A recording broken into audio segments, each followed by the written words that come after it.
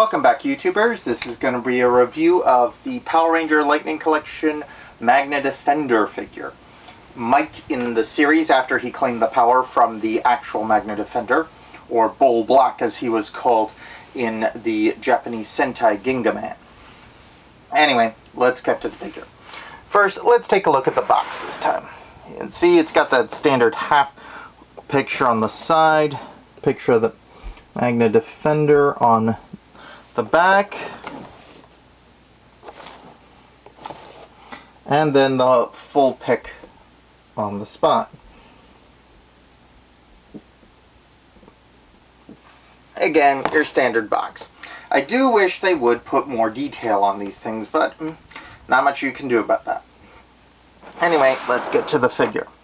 First of all, one thing I really like about this one is that they have the cape laying flat against his back for the most part.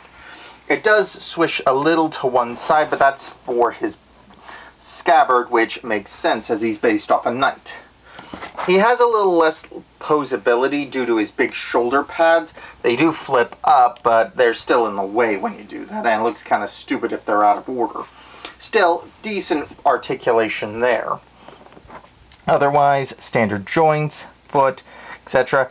Though with this one, I did have to coat the ball of the inside part of this one with some clear fingernail polish to make it tight. He has a belt here, rubbery plastic, doesn't come off easily. There's a plug on this side that you can kind of see there. And you have his removable scabbard.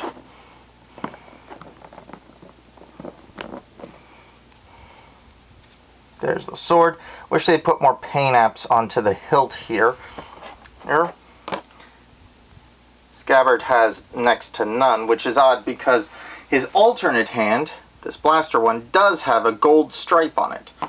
It's really weird, that. Anyway, but you can have him put the sword in hand, of course.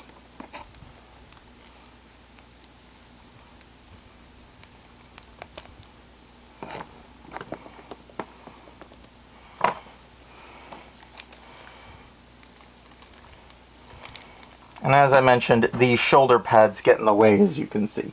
They're not always perfectly aligned. That's the one downside, but that's a screen accuracy thing. They even flipped up a lot in the Japanese Sentai and the American version, so it's understandable that they do that on the toy too. The helmet, also a little limited because of the cape backing, but also this lip on the back of his head. Limits how much you can move his head up and down, see? Minimal. Also, he doesn't come with an alternate head, probably due to the extra part he comes with, the blaster mode one of his Bull Riot or Magna Defender Rightful, whatever it's called in the series. But yeah, you just pop out his sword, you take off his scabbard,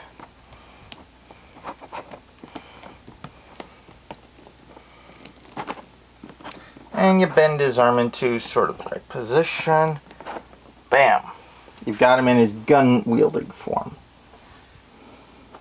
which is pretty cool. He has two more hands, an open cupping hand, which I'm not sure what that was for, and another one where he could hold his sword or any other accessory, or be just a fist. And his effect part for this one is a gun blast that goes on the end here. Mine curves a little. I've been trying to fix that by running some hot water over it. See if I can get it to bend back in its shape. It's getting better. Needs a few more works done to it. Overall, I really do like this figure. I really like the paint apps on the actual figure itself. Though I had to look through them. A couple had some mistakes around the chest area. So if you're wanting to get one of these, make sure you get a good look at that area. Likely to be where they make mistakes if there are any. Overall, pretty cool figure.